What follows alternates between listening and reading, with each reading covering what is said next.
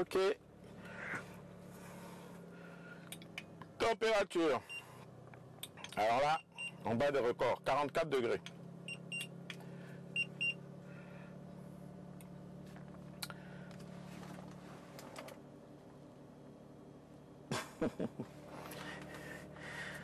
On va mettre la clim en auto. On va baisser. Voilà, on est en froid maxi, hein, en auto. Voilà, à fond. Waouh! Marche bien la clim.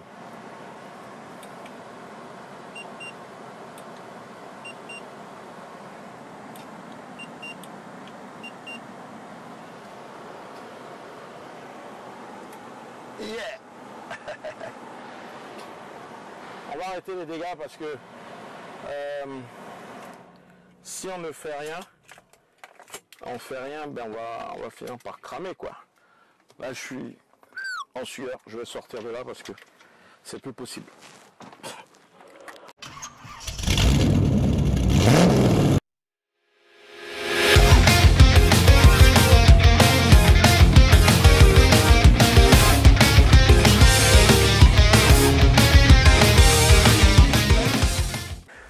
Dans cette vidéo, on va parler d'un problème assez récurrent, bien connu de possesseurs de véhicules avec air conditionné. Eh bien, c'est un problème qui revient quand il fait chaud, quand on a vraiment besoin de la climatisation. On se rend compte qu'elle ne marche plus. Alors, cherchant des solutions, on va chez son réparateur. Celui-ci nous propose un tarif très intéressant, une recharge, communément appelée recharge de clim. Voilà, en fait, c'est qu'on va faire un appoint, on va réinjecter du fluide frigorigène dans l'installation, ce qui va nous permettre d'avoir du froid. Alors très rapidement on se précipite, on fait une recharge, et puis qu'est-ce qui se passe?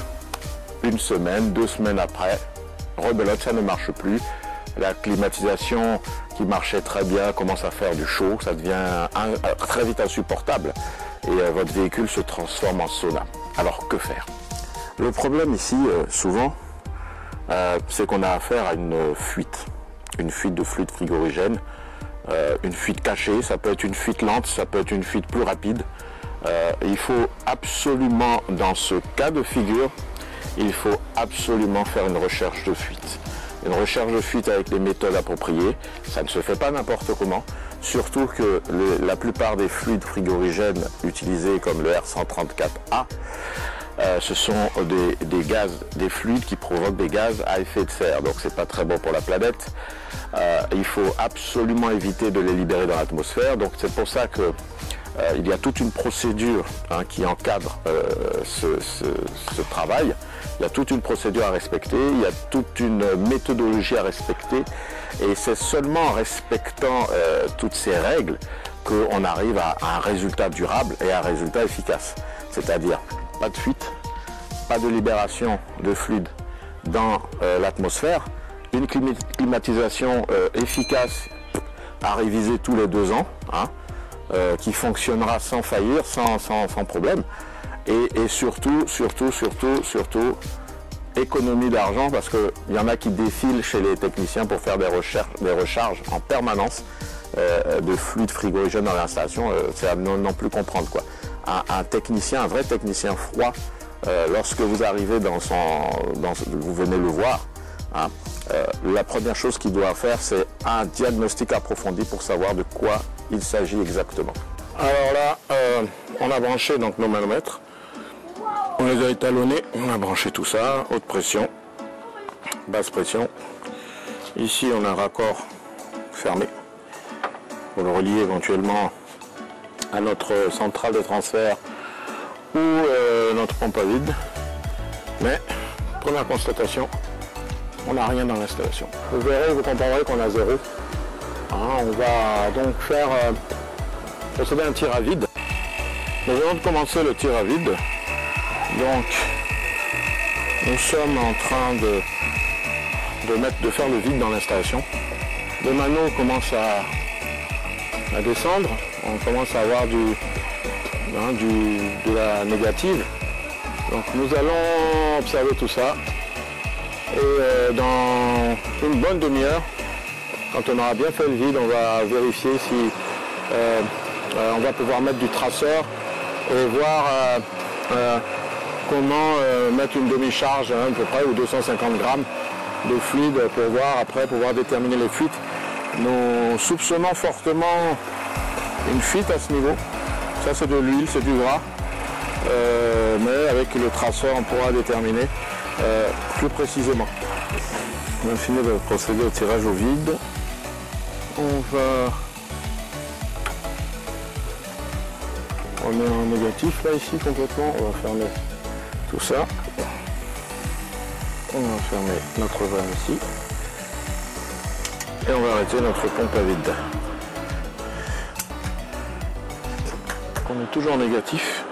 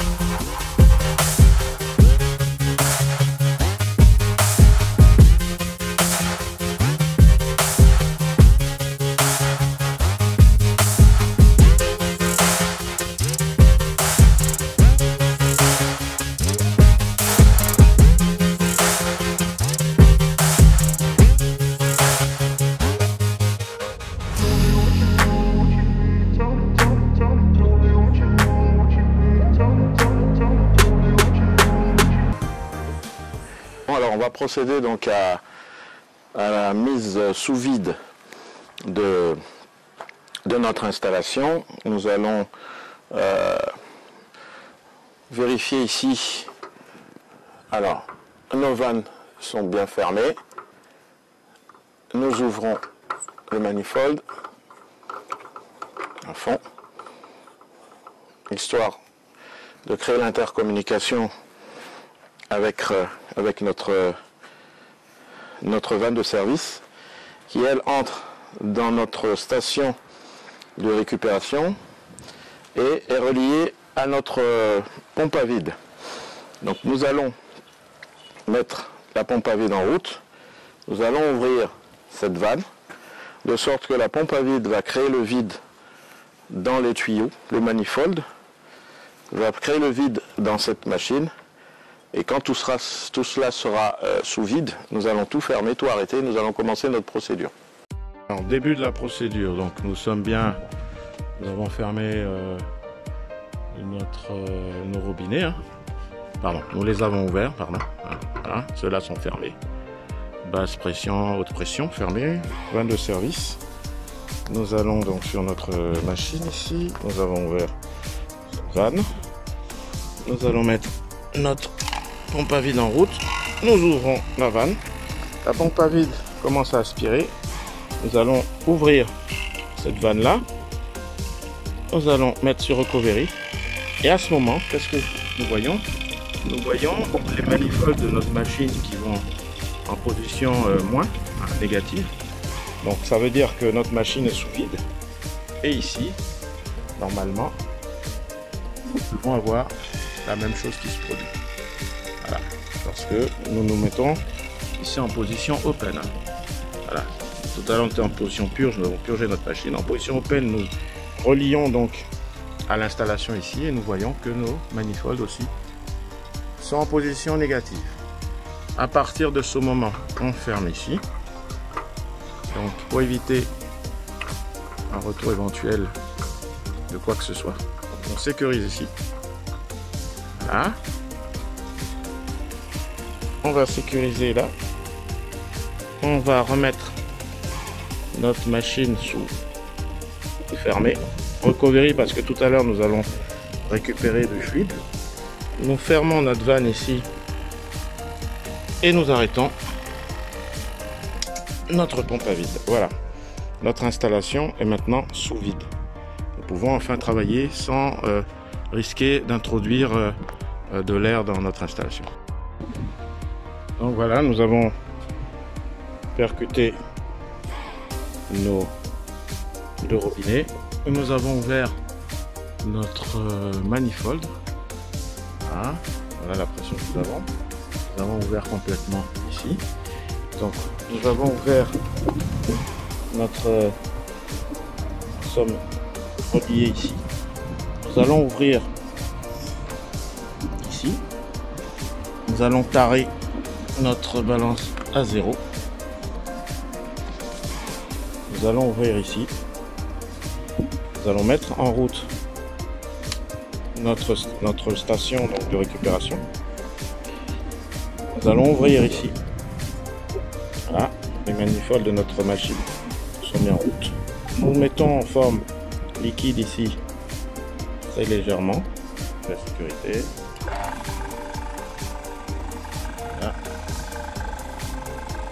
Normalement, nous devons commencer à voir ici le manifold qui baisse progressivement. C'est très lent. Donc on est en train de finir notre installation. On pourrait voir ici notre balance qui commence à bouger. Voilà, on est à 20 grammes là. Voilà, 28 grammes. On y va tout doucement d'abord. Parce que cette machine est sensible déjà à 106 grammes, 108, 112. Voilà, on est en train de vider l'installation, 120 grammes. Voilà. Petit à petit, on est en train de vider. Nous avons encore nos manifolds ici. Qui sont donc en mode recovery, open. Ici open, nous avons nos manifolds qui baissent ici. Nous allons aller vérifier ici ce qui se passe. Alors, il doit y avoir une cohérence entre ce qu'on a ici et ce qu'on a ici. Voilà, donc on est en train de descendre. Voilà, doucement, on est en train de partir là, on est en train de vider tout ça.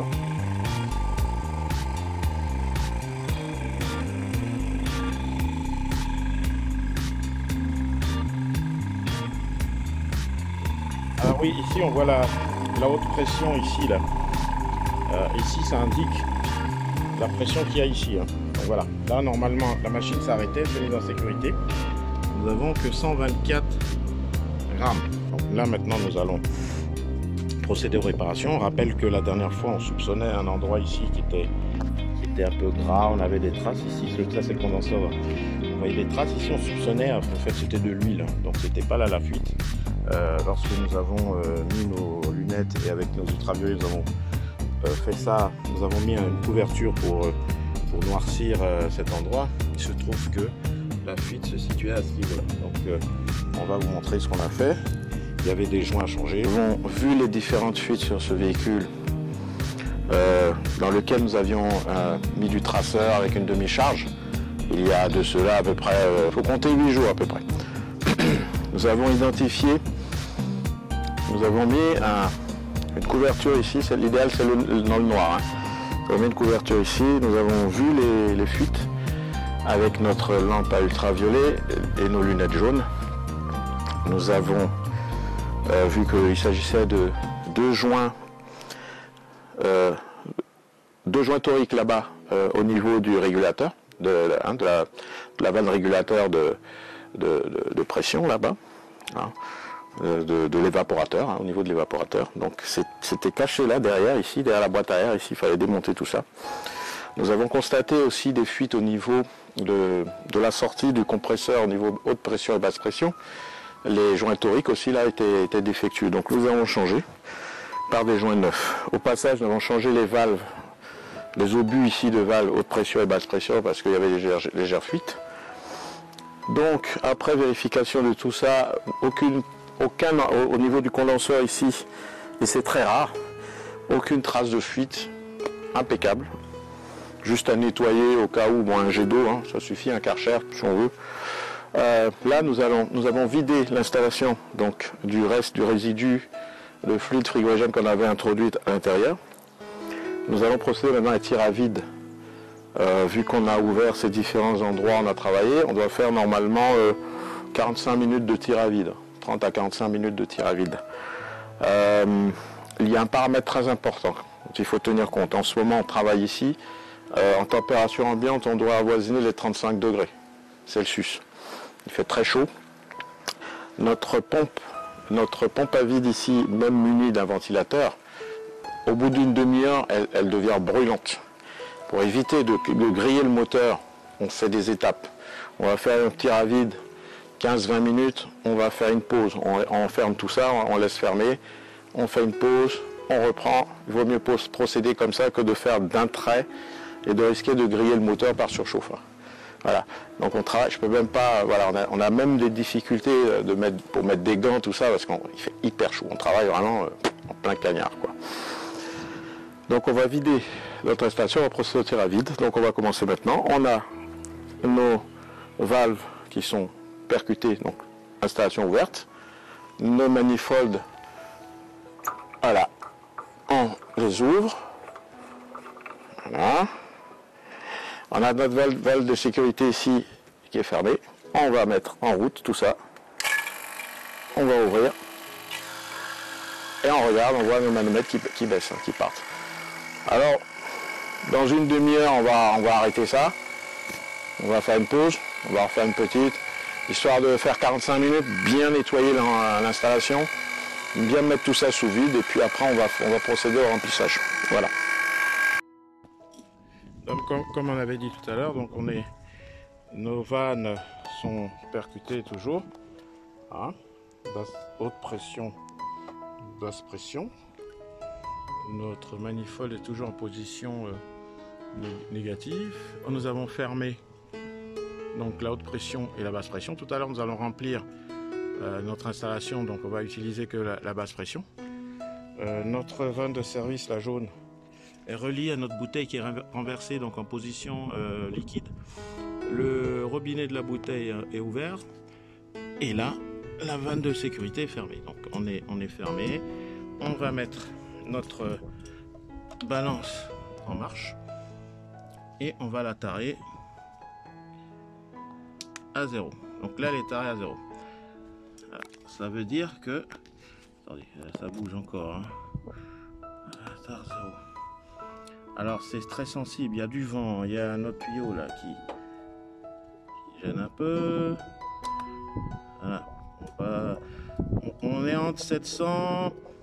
et 750 grammes prévu par le constructeur, donc pour 2-3 grammes, 5 grammes, c'est pas un problème. Donc qu'est-ce qu'on va faire là maintenant? On va ouvrir notre basse pression. Voilà. On ouvre la basse pression complètement. La haute pression est fermée. Et on va aller ouvrir notre robinet ici. Tout doucement. Et on va regarder le remplissage. Alors le remplissage se fait là. On doit avoir 750 grammes. Bon là j'ai vraiment... je fais tout doucement parce que ça a tendance à aller très vite. On va essayer de faire ça un peu plus vite. Voilà. Le soleil là qui nous gêne un peu. Là on est à 100, 150. On voit ici le manomètre qui monte, hein, qui grimpe. Alors le manomètre qui grimpe. Il faut qu'on atteigne 700-750 grammes, quoi.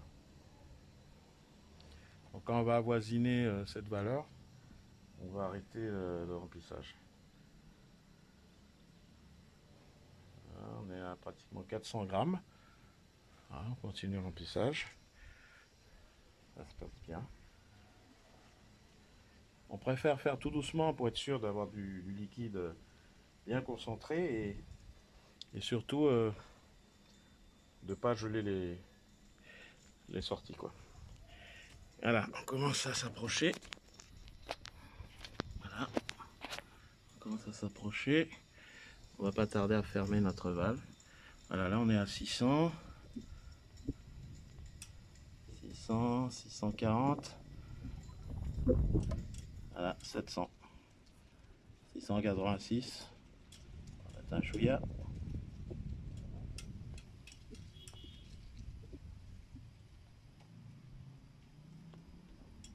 Alors on veut être très précis chez Caros Technologies, c'est ça le problème.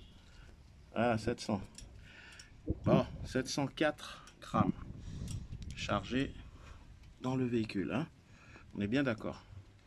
Donc on a fermé notre valve de service. Nous avons ici notre manifold avec les pressions affichées. Nous allons fermer notre basse pression. Voilà. Puis nous allons passer au test des pressions statiques et d'efficacité. Donc là on est dans notre véhicule, on est en train de monter les vitres là. Ah oui, il faut mettre le contact quand même. Ouais, voilà. Ouh là là. Déjà on peut sentir la... Alors on va voir ce qu'on a comme température déjà dans la voiture.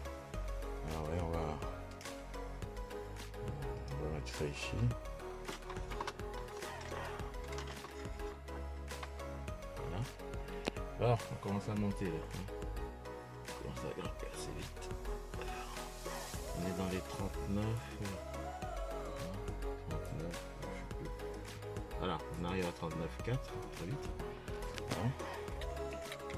Ouais, alors, tableau de bord ici. Ah non, on est pas de la bord. Je cherche à voir là.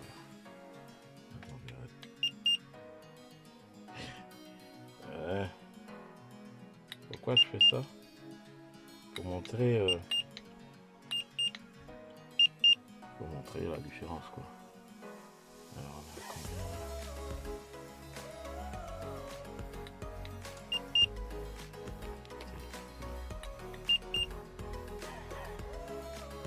On a même avec la chaleur là, on n'arrive même pas à faire la mise au point quoi. Voilà, moi je vois 49, 62. On a du 62, du 49 degrés. Bon, on va... Là, le thermomètre, il commence à devenir fou. Il nous parle de 40. Dans Louis, là, 40. Bon, on va démarrer tout ça. Alors là, on vient de mettre la clim en marche. On commence à souffler. Ah, ça fait du bien déjà. Alors, on regarde la température à côté. Ça va chuter, à mon avis, assez. On commence à voir...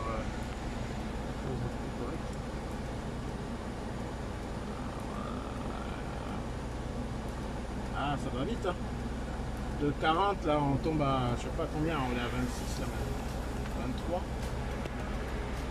Voilà, 22 degrés. Dehors, il fait à peu près 95 Fahrenheit, je crois, si le truc il marche, hein, de toute façon. Alors là, voilà. Un truc de fou. Là, on est à 18 degrés. La voiture, donc tout de suite on a une chute considérable de température là. Voilà, on commence à passer à des températures plus sympathiques. 14 degrés, 13 degrés. 13 degrés dans le lit là. Bon, j'arrive même pas à voir la mise en point, j'espère qu'elle se fait. Je sais même pas. La mise au point elle se fait quoi. Alors, test d'efficacité. On voit ici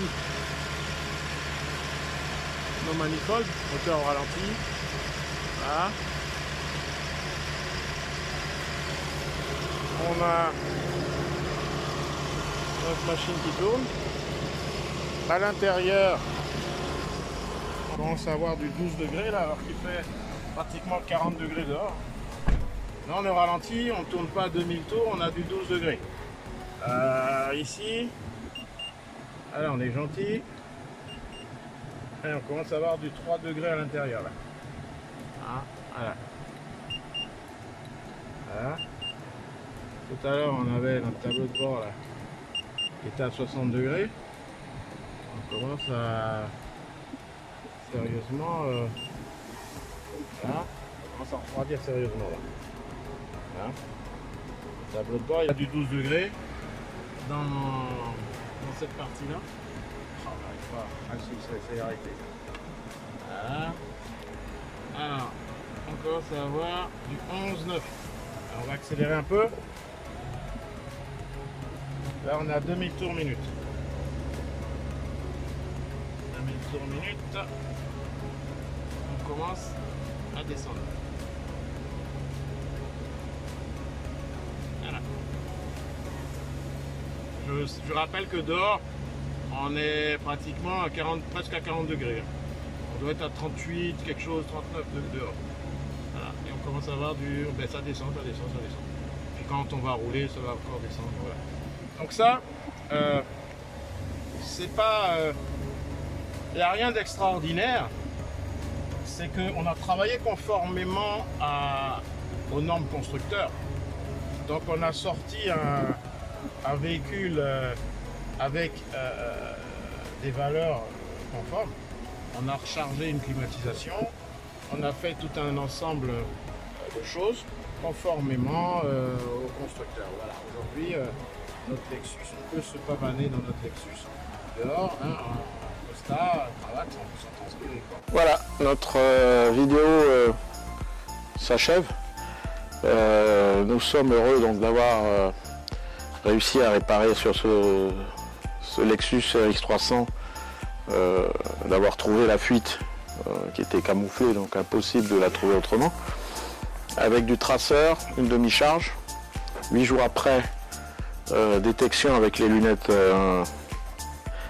ultraviolet, nous avons remplacé les joints, les pièces défectueuses. Nous avons extrait le reste du fluide qu'il y avait à l'intérieur, que nous avons filtré au passage par notre machine, notre centrale de récupération, dans notre bouteille de récupération. Nous avons fait un tir à vide de 45 minutes en 2 étapes, vu la température qu'il fait en ce moment. Nous avons ensuite procédé au rechargement de l'installation après une pause d'un certain temps pour voir si en mode vide, si quand notre installation est sous vide, est-ce que nos manos ne remontent pas, ce qui trahirait une prise d'air, une fuite. C'était pas le cas, donc nous avons réinjecté donc la quantité de fluide frigorigène de R134 à 700 grammes que le constructeur préconise pour son véhicule. Ensuite, nous avons vérifié donc, les pressions statiques moteur tournant. Nous avons vérifié la température intérieure qui est très vite descendue, donc de quarantaine de degrés. On avait même une soixantaine de degrés sur le tableau de bord. On est vite tombé à 9 degrés au niveau des sorties, hein, des sorties d'aération. Et puis sur les parties chaudes du véhicule, on est très vite descendu à des températures plus raisonnables. On a eu ainsi une température ambiante dans le véhicule qui était dans l'ordre de 10-12 degrés, quoi, à 2000 tours, donc voilà ce qui correspond, enfin ce qui est très correct. Nous avons avec notre contrôleur, notre testeur électronique ici, nous avons contrôlé donc s'il y avait éventuellement des fuites, hein. Nous avons refermé nos valves. Nous avons vérifié s'il y a des fuites, s'il n'y avait pas de fuites. Donc pour voir si s'il n'y a pas au niveau de nos tuyaux, si l'étanchéité est correcte. Ce qui est le cas. Dans ce cas, ce véhicule va faire l'objet d'une vérification tous les 2 ans ou tous les ans. Hein. Tous les 2 ans, on change le filtre d'habitacle. On fait donc une régénération donc, du fluide frigorigène. On extrait le fluide frigorigène qui est à l'intérieur, on le pèse pour voir la différence, si elle est conforme ou pas. Il y a des tolérances puisque les installations sont toujours poreuses, il y a toujours des micro-fuites. Si les valeurs sont correctes, on fait l'appoint. En général, c'est quoi, une centaine de grammes maximum. Et le véhicule repart pour 2 ans. Voilà, avec une climatisation toujours optimale. C'est très important. Alors, moi, je ne conçois pas qu'on soit dans un véhicule et qu'on dise, voilà, la clim ne marche pas bien parce qu'il fait trop chaud dehors. Ben, le but de la climatisation, justement, c'est quand il fait trop chaud, d'avoir une température normale à l'intérieur, sinon ça n'existerait pas. Alors, soit on connaît son travail, on le fait correctement, soit on ne connaît pas, voilà, on fait comme on bricole. Nous, chez Carrosse Technologies, on ne bricole pas. Voilà. On travaille conformément aux marques, etc. Voilà, donc, voilà. Donc ici, on vient de terminer notre vidéo. Si vous avez des sujets, si vous avez des interrogations, surtout si vous avez des idées, si vous voulez qu'on parle d'un sujet en particulier, n'hésitez pas à le mettre en description. Et puis à très bientôt pour d'autres vidéos et puis d'autres sujets. Voilà.